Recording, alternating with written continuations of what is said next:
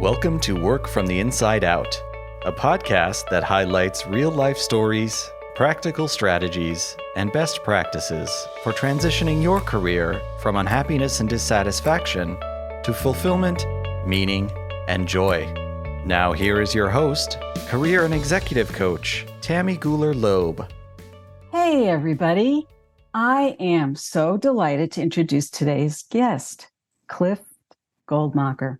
Cliff is a Grammy-recognized #1 hit songwriter, keynote speaker, and author. His book, The Reason for the Rhymes, Mastering the 7 Essential Skills of Innovation by Learning to Write Songs, encapsulates the principles of his corporate workshops where he helps business teams enhance their creativity, solve problems, and innovate by teaching them to write songs. After graduating from Stanford with a degree in political science, Cliff, instead of heading to law school, chose to pursue a career in music. Fast forward 30 years, and Cliff has written well over 1,000 songs, including chart toppers recorded by Grammy-winning and platinum-selling artists in genres ranging from Americana, country, pop, blues, jazz, and classical crossover. Cliff has also given multiple TEDx presentations on songwriting. Find out more at www.thereasonfortherhymes.com, and we will include all of that in the show notes. But for now, please join me in welcoming Cliff Goldmacher. Welcome, Cliff. Well, thank you, Tammy. It is truly an honor to be here. And I am so delighted to have you here. So, as you know, Cliff, on Work from the Inside Out, we love to begin at the beginning. And I am just dying of curiosity to hear about your formative years and learn about where you came from and how things developed for you. Such an interesting background. So tell us about the early years. Well, so beginning at the beginning, I describe myself when asked as genetically a New Yorker. Okay. Meaning both my parents are New Yorkers, and I was born in New York, but we ended up moving very shortly after I was born to Southeast Asia. So my dad was in marketing, international marketing, and we spent about 10 years all over Southeast Asia, from Hong Kong to Japan, Thailand, Singapore, Malaysia. It was really an amazing, amazing way to grow up. We ended up back in the Northeast for, it felt like a minute. And then my dad got his final transfer before he left corporate America and bought a small business to Memphis, Tennessee. Wow. So it felt like a very dramatic change, but I am fairly certain that it was that move and spending formative years in the South that has a lot to do with why I am a musician. I can only imagine. I've heard Memphis is an amazing music town. I've never been there, but I'm sure you'll tell us more. And the South as a whole is a deeply musical place. Yeah. And in fact, we are speaking to you from your home now in Maryland, which I consider is, I guess they call that more mid-Atlantic. It's not technically really the South, but it's south of where I am, so I'll call it South. We'll call it South. But I know that you've lived in the South on and off for many years. So you spent many formative years in Memphis, it sounds like. Junior high and high school, and then away to college out west. But back to Nashville when I decided to really learn my craft as a songwriter and music producer. So tell us about that transition. I mean, you studied political science as an undergrad, right? Right. And how did that emanate into deciding to pursue a career in music? There must have been some other jobs or things in between, or other possible career pathways that you thought about. I'm curious how that formed for you. Well, there were a few moments that really made the direction of my life what it was. Yeah. I had taken classical piano as a kid, so I had a musical background. But classical piano is not improvisational, certainly, and it's not about writing new pieces. It's about learning music and music theory, for which I'm genuinely grateful. But it wasn't until I got to college, and my freshman year, this guy across the hall had a guitar. And so I borrowed his guitar, and in teaching myself to play the guitar, it unlocked this desire to write songs in a way that I really hadn't anticipated. I think there's something about the guitar and the fact that it's such a personal instrument. You know, you pull yourself up to a piano, but you hold a guitar. Yeah, that's a good point. Yeah. And it whatever it was, I started writing songs and performing with a friend in college. Oh. All that to say, I had a degree in political science by the time I graduated. And not only that, but I had already studied for and taken the LSAT. I thought, I'm on my way to law school. You really were on that path. I see. Okay. So as a function of being a political science major, my senior year in college, I got an internship. I studied in Washington, D.C., and I got an internship at the French embassy, which was amazing. Yeah. But the most amazing part was at the end of the internship, the head of the program said, we are offering our interns an opportunity after college to go and teach in France for a year. And my initial thought was, I don't know that teaching is necessarily going to be my thing. And then the teacher said, the head of the internship program said, well, the work is 8 hours a week. It pays your room and board, and you can pick any city you want in France. So I thought, you know what? I think I'm going to do this. That was not a difficult choice, was it? Not difficult at all. So I picked a beautiful little town in Provence called Aix-en-Provence. Oh, yeah. I've been there. And what ended up happening is, in very short order, I realized 8 hours a week is nothing. And I was looking for ways to fill my time. I found a little cafe on the main strip in town, and I auditioned for them. And the manager of the cafe said, okay, so you're going to play here every night. And I said, every night? You mean every night this week? He said, every night. So for an entire year, oh my goodness, I played in this cafe 6 nights a week. And because I was so hungry to do this, on my off night, I found another place to play. Oh my goodness. I really was playing 7 nights a week. So at the end of a year of performing and writing songs and getting more serious about it, I'd come to a crossroads. And my entire reasoning was, if I go to law school now, the likelihood of coming back to music is almost zero. But if I try music and it's not for me, going back to law school, something told me law school would still be there if I was still interested. And that was 32 years ago. So far, so good. So it's still a possibility, though, it sounds like, Cliff. We don't want to rule anything out. No, I agree. I had a cousin who went to law school, I think at the age of close to 50. There you go. And so, anything's possible, right? That's why we call it work from the inside out. That's good to hear. Although I have a feeling you're on a good path. So far, so good. So you spent the year in France. That's what an amazing experience. Quite literally life-changing. Yeah. And I came back to the States after that, kind of bummed around Northern California again for about 18 months. And in that time, I was in what I like to refer to as my playing brown-eyed girl for drunk people section of my career, where I was writing songs, but I was mostly playing cover songs and playing in bars. But I decided, if I'm really going to be serious about this, I need to go to a place where there is music industry. And I had effectively 3 choices. I had Los Angeles, New York, or Nashville. And this was in the early 90s. This was just about the time when country artists were starting to record songs outside of hardcore country. Folk singers were coming to Nashville and getting their songs recorded. And I was kind of a folk blues guy at the time. And so Nashville felt like a good decision. So I moved there in 93 and stayed there full time for 12 years. And it was an amazing place to learn my craft as both a songwriter and a music producer. I'd always been fascinated by recording studios.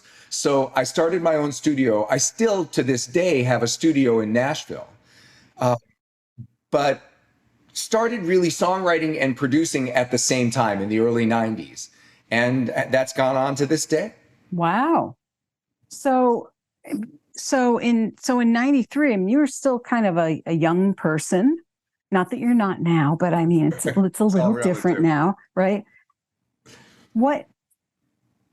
And you said, I'm going to get serious about this business. And yet you went, it sounds like you took kind of two pathways between songwriting and producing. I mean, and maybe that's true for a lot of people in that business, but you also then established your own studio so that you could also produce for other people then. Right. Right. So there are very few people that I know of who make a living in music who are what I'd like to refer to as thoroughbreds, who only do a thing. Right. And the reason for that is the music business, well, really a career in the arts of any kind, is pretty unpredictable. So I learned pretty early on, in the first 5 to 10 years of my career, I learned that if I diversified, then I would still get to do things that were meaningful to me. But if there were sort of slower moments in one area, I could pick up the slack in the other. So for me, it was songwriting and music production. And then in time, once I started to really learn my craft, it was also educating. So I started teaching workshops on songwriting and on the studio and the music business. So it became sort of a 3-part equation for me so that nothing could ever really shut me down entirely. Like if the songwriting was slow, the studio would be busy, or I'd be doing more workshops, that sort of thing. So that was the way that really up until 2015, and we'll get to that in a minute, that was how I was making a living, was in those 3 areas. Wow. And I have to venture to say that lots of people landed in Nashville with stars in their eyes, right? Wanting to be, let's say, singer-songwriters, and didn't necessarily have some of the either groundedness or insight that you're describing here in terms of, I mean, I understand what you're saying about the fact that most people in the business who are making it in the business, let's say, don't have just one stream that they're following other than the thoroughbreds.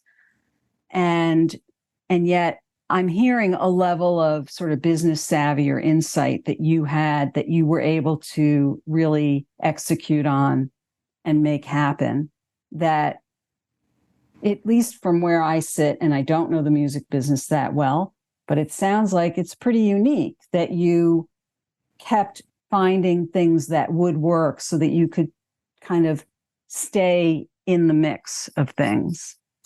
You're perceptive, and I am making it sound like I got to town with this plan. The reality is that you get to town exactly as you described it. Basically, everybody gets there with a dream. And the difference between the people who leave after 2 years and the people who leave after 5 years is that at some point you get your butt kicked enough to where you realize, one, that you're really serious about this because there's a lot of disappointment. But secondarily, you start to realize that there is art and there is commerce, and you have to come to terms with incorporating both of those into your life. I describe it to beginning songwriters as talent and work ethic. So you can have, you have just an insane amount of talent and then can surround yourself with people who handle the rest. That's like winning the lottery. That pretty much doesn't happen. And it doesn't work when it's all work ethic and zero talent. But the reality is that a town like Nashville, same with New York and LA, talent is, I'm going to borrow a phrase from Stephen King in his book on writing, talent after a point is as common as table salt. It's just there. Yeah. So you've got your talent. What are you going to do with it? Are you going to run this like a business, or are you just going to be talented and hope it works out? So it took me a long time of sort of reassessing and learning what I didn't know and what I had to learn in order to be able to continue to do this.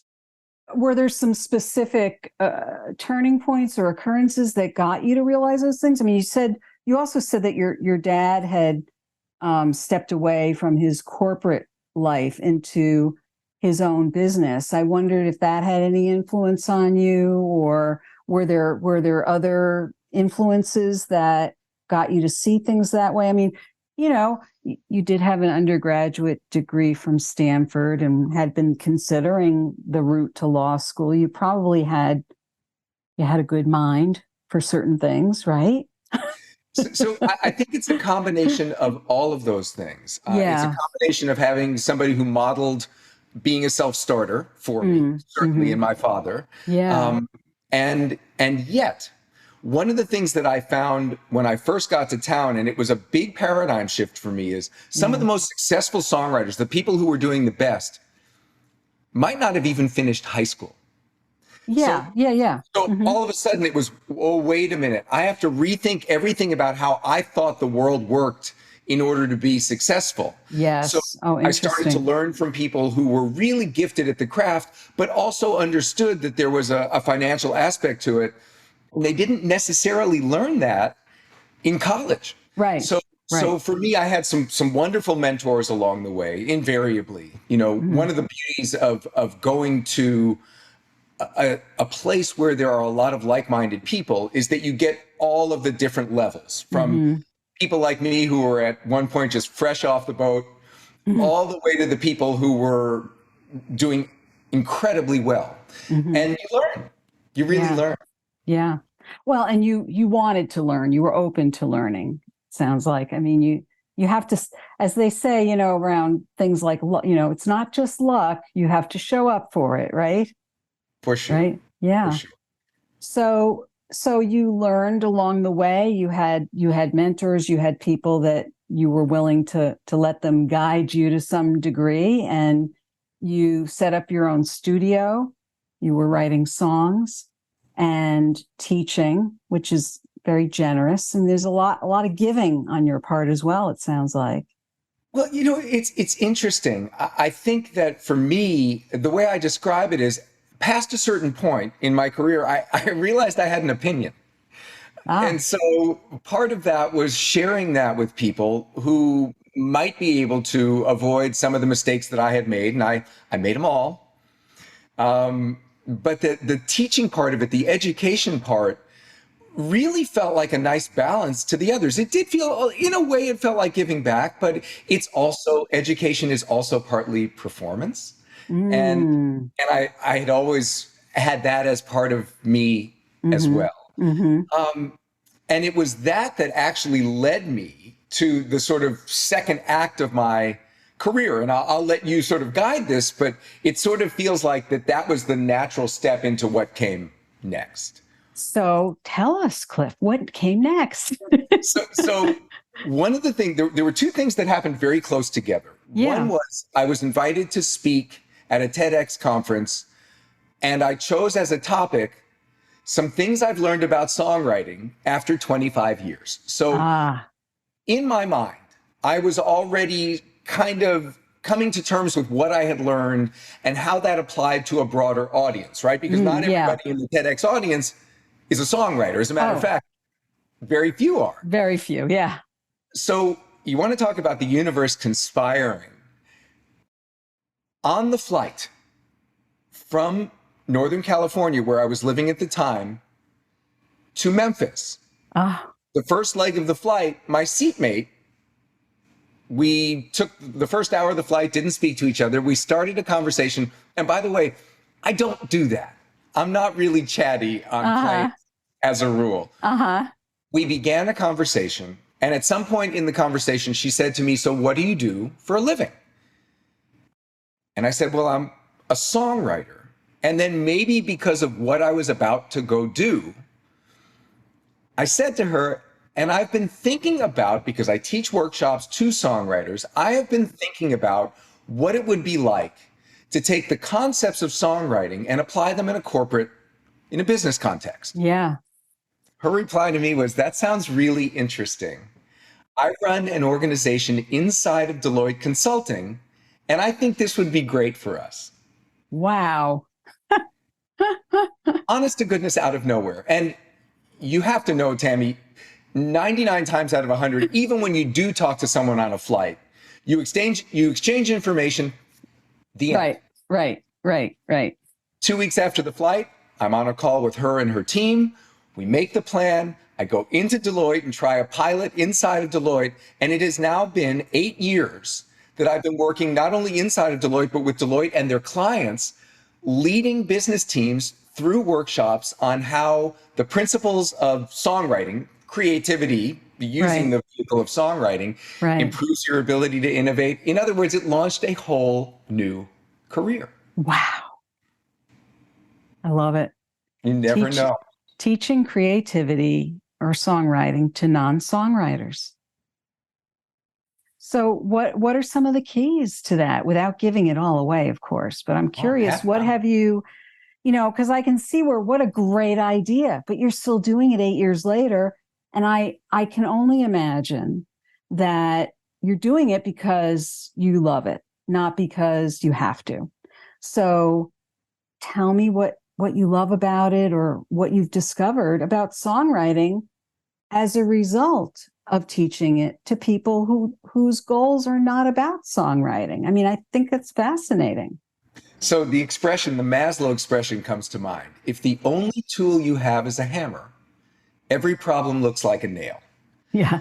So when you work with a group of people who are used to thinking a certain way about how they solve problems, how they examine challenges, and you can give them another way to look at something, it's really empowering. I am asking very bright, very successful people to step outside of their comfort zones. Yeah. And explore something that most business people tend not to think that they have, which is creativity. So the way that I would describe what has happened in my career is that it's kind of like when someone leaves the military at a very high rank and then goes into consulting.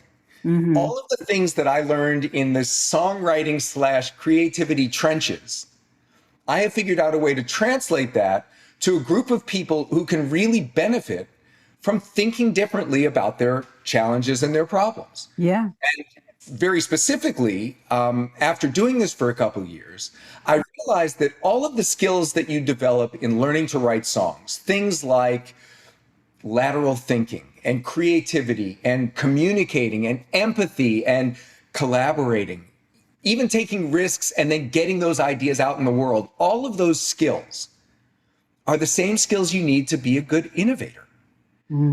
So once that became clear to me, and I was at a point where I really felt like I needed to codify this approach that I was taking, I wrote a book about it. Now, what made you decide to write a book? Well, in the interest of full disclosure, one of the challenges that I face as a songwriter, as a musician, trying to transition to working with business teams, is that when people think this guy is going to come and do music with us, it doesn't feel, if you don't look more closely, it doesn't feel like a serious thing. Okay, we love team building as much as the next guy, but that's not for us. Look, I get it. There is always a team building aspect to this, but it was my intention by writing the book to say, no, it goes way deeper. Yeah. So the book was really a way to explain that while this is, of course, a team building, there is I call it a secondary benefit. But the real benefits come down to understanding your own ability to create, building your creative confidence. And there's been survey after survey about how focusing on creativity improves productivity, improves your financial bottom line. So it was really about making sure that people understood this isn't frivolous. This is a very serious, albeit joyful, but a very serious methodology to uncovering your creativity. I love it. I love pairing serious and joyful in the same idea. I wish that for everyone. And I know it has to look different for different people, but you have me thinking now, how many people are going to now receive your book from me as a gift? Because I think that there's a lot to be learned there across, really any industry, anyone who's looking to grow or develop themselves, right? That's the idea. Yeah. The idea is to step outside of your comfort zone. And the workshop that I lead is designed, as I somewhat facetiously say, for the first 2 minutes and 4 seconds, it is designed to yank people way out of their comfort zone. and then we're talking about smart people. If you give smart people the tools and you break down creativity and innovation into bite-sized pieces, of course they get it. Yeah. Of course they can do it. Yeah. And part of the joy for me, and the reason that I choose that term, is watching the people in the workshop go from, this is not something I'm going to be able to do, to then doing it. And their exhilaration and their energy that comes from it is vicarious. I love it. I've loved it from the first time I've done it up till today. Wow. I would love to be a fly on the wall to watch how that goes. It just sounds terrific. I know a guy. I'll get you in. Do you need any assistance? Absolutely. Sounds wonderful. So you piloted this 8 years ago at Deloitte. You've been doing it ever since. So is this the bulk of how you are spending most of your time now? You still call yourself a songwriter? Right. You're still writing songs? I still am writing songs, but I have spent a lot of energy and time building this part of my career because it really feels like, to me, a very natural transition to a new phase of what I'm doing. The joke I like to make is I don't want to be the songwriter with the long gray ponytail trying to write what's hip, later on in my career. In some ways, the kind of writing I do is timeless. Jazz and blues, those are timeless mediums. You don't need to be 18 to write those songs. But at the same time, for me, this just feels like a really exciting, really new part to explore in my career. Yeah. Well, I think about how music so naturally can transform someone in a moment, right? Mm-hmm. And yet you go into more of a corporate setting and you're bringing something to them that also can be transformative. And to be a part of that is incredible. I love it. Well, thanks, Tammy. Yeah. It really has been, it's been a wonderful change. And I bet also a surprise. I mean, you got on that flight that day. Honest to goodness. And when you stepped off that flight, you probably still didn't realize how your life was going to change. No, everything changed. It is rare that you can find a moment like that and say, that was it. That was the moment. Yeah. I mean, this isn't my phrase, but we call these defining moments, right? That you reflect back on, you say, had I, not been, open to talking to this person sitting in the seat next to me, who knows what would have happened? Who knows if you hadn't shared with her the idea that, I'm kind of been wondering what it would be like to teach songwriting to people in a business setting. If you hadn't said that to her, you could have been far more reserved with her and just said, yeah, I'm a songwriter, and left it at that. It is still, looking back on it, it really is surprising to me that I was so open to someone that I didn't know. I am what I would refer to as an extroverted introvert. Yes. And so randomly chatting with people on flights is not really something I do. Yeah. Well, there's another term we use for that. We can call you an ambivert or a centrovert. It's like, I can relate to that. There's that part of you that wants to get on the plane, mind your own business and get done with it. and yet in other settings, you're all over it. That's great. Now, I know you've done more than one TEDx presentation. So tell us a little bit more about that and how you've been spreading the good word. So the very first TEDx that I did was TEDx Stanford, and I was actually brought in to perform a couple songs as part of TEDx Stanford. Oh, fun. So the first TEDx was me performing a couple of songs that I had written. And the second one was TEDx Memphis, and that was the one where I spoke on what I had learned about songwriting and how that would apply to a broader world. I see.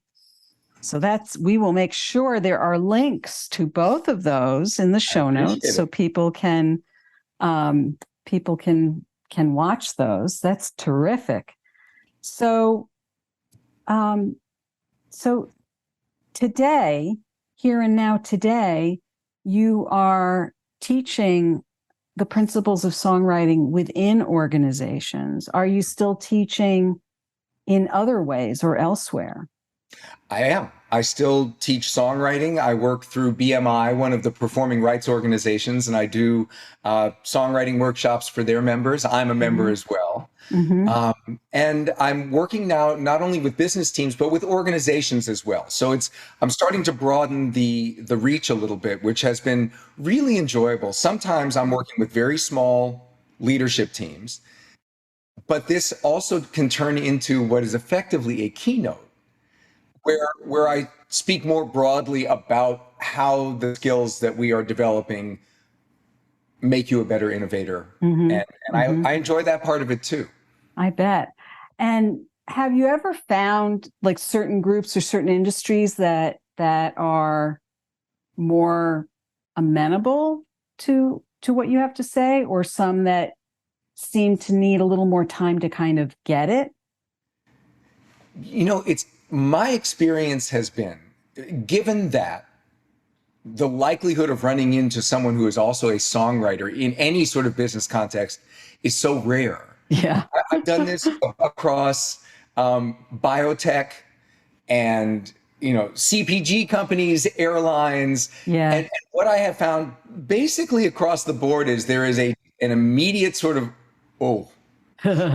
And part of that is because I make it very clear to the organizer that I would prefer if they just describe it in general terms as, let's say, a workshop on innovation. The end. I think that's a great idea. So until I get up there and say to this group of executives, you're going to be writing a song today, they don't know that that's what they're going to be doing. And what I found is across the board, people are initially a little bit sort of resistant. Yeah. Of course they are. And then, like I said, because they're smart, motivated people who want to do well, they get it. They get it. One of my favorite stories is when I was planning that first workshop with Deloitte, we made all kinds of contingency plans for what if one of the teams couldn't write a song. I have now been doing this for over 8 years. Yeah. Every single team writes a song every single time. It's just not, first of all, when you break this thing down into manageable pieces, it's not about not being able to do it. Remember, it's art. Right. So on some level, it's really just about getting out of your own way and expressing whatever you're feeling. Right. And one of the things that I love about being a facilitator in these workshops is I love helping people get out of their own way. I had to teach myself how to do it all those years ago. Sure. So that's a big part of the creative process. Yeah. Oh, that's great. So when you teach, do you bring a guitar or a keyboard or something with you? I bring a guitar because I'm not expecting anyone to be a musician. So when I say we write a song, what ends up happening is I give the rules for metaphor, verse, and chorus writing. Oh, okay. So there's usually a challenge, something that a team wants to explore. Yeah. Managing a future transformation. Could be anything. Yeah. I get the team to turn that into a metaphor.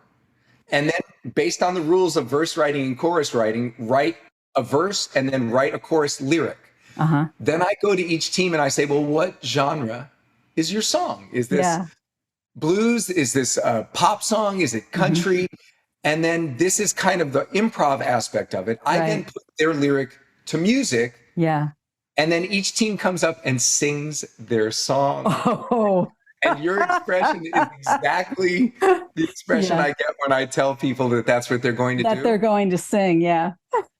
And what I always explain, because truly my interest is not in making people uncomfortable. There's no benefit. No, that's right. Past the first 2 minutes and 4 seconds, like I said, there is no benefit to making people uncomfortable. Right. So what I explain is we're going to sing it together. It's always a group. I never single anyone out. Right. And I say, I sing loud. So what I have found, they love singing it. Yeah. Oh, that's great. There's a sense of ownership. So in terms of the songwriting process, write the lyric, explore your concept through metaphor and lyric writing, and then sing it in a way to, and here's my other favorite part. I can go up to teams that I've done this for really 8 years ago and say, what was your song about? And they instantly remember. I love that. It's a very memorable way of exploring an idea. Mm-hmm. That's terrific. Wow. So Cliff, you're just having a ball all the time. I mean, how can you not be having a blast with all of this? It has been truly joyful, all of it. And way more than I even thought. And I am oriented the way that I have learned.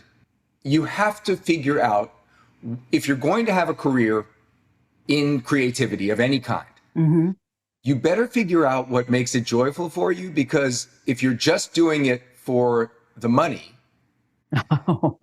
you know, what I tell beginning songwriters is if you're just writing songs to write what other people want to hear so you can make money, go work at a bank. You'll be just as miserable, but you'll get paid a lot more. Right. So one of I have been oriented towards finding the thing that moves me and that brings me happiness. I learned that the hard way after struggling myself to come to terms with how to have a career in music. Yeah. Well, I think most of us in one way or another, unless we, landed in the thing, which, when I hear people say, what's the thing, right? Or we've been raised to believe, what do you want to be when you grow up, right? As if you're going to be a thing and that's it, right? For the rest of your life. And so to kind of break out of that mold and realize you can be more than one thing, it really puts you, on that path to being open to thinking about, I could actually enjoy this, and moving on from there. So what is the best way for people to learn about your work? We already mentioned your website. Are there other ways that people can find you or learn about your work? Well, the website, thereasonfortherhymes.com is probably the place that encapsulates most of it. Okay. I have a pretty active LinkedIn presence. Okay, great. As well. So I'm constantly posting about innovation and creativity on LinkedIn. Great. Okay, we'll put that in the show notes. Certainly there as well. Great. And then a final question for you, which is, people listening here are intrigued by all the different transitions that you've made. And I know that it wasn't always a smooth, trip down the road, but yet, you faced certain things and then made certain decisions along the way. What would be a key piece of advice you might give someone else who is either at a crossroad or has decided, I think I want to think about doing something else? What would be a key piece of advice for them? So the short version is that by their nature, transitions are uncomfortable. It is part of the process when you are transitioning from one thing to another. Growth is uncomfortable.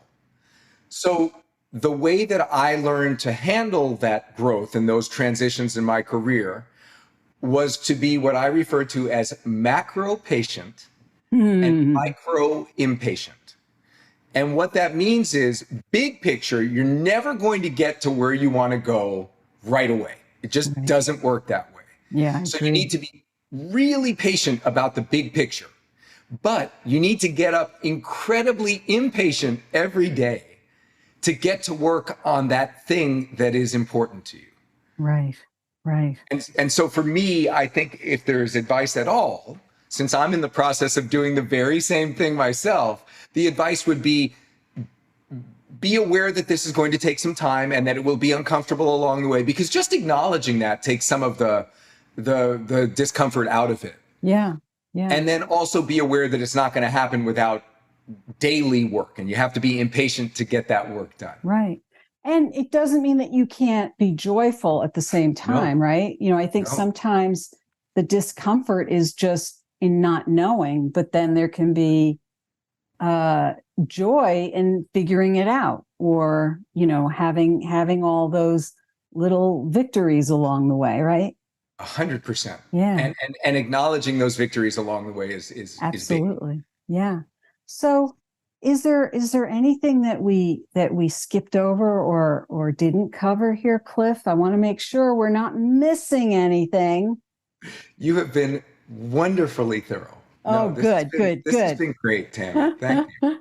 Cliff, I have just enjoyed this. You have piqued my curiosity, and I am going to take you up on that fly on the wall thing. Maybe you'll be up here in the Boston area at some point, and I can just be your assistant in the back of the room or something. My lovely assistant, Tammy. Absolutely. I'm just so intrigued by what you're up to. And I want to thank you for being here today on Work from the Inside Out. This is phenomenal. Thank you. Thank you, Tammy. I hope you enjoyed my interview with Cliff Goldmacher. It was so interesting to speak with him and learn about his early life, transitions, and current work. What is your key takeaway from our interview? If you're interested in any of the resources mentioned in today's podcast, you can find them in the show notes on my website at tammygulerloeb.com/podcast. Just look for episode 235. Are you anticipating your next professional move? Check out my award-winning book, Work from the Inside Out: Break Through 9 Common Obstacles and Design a Career That Fulfills You.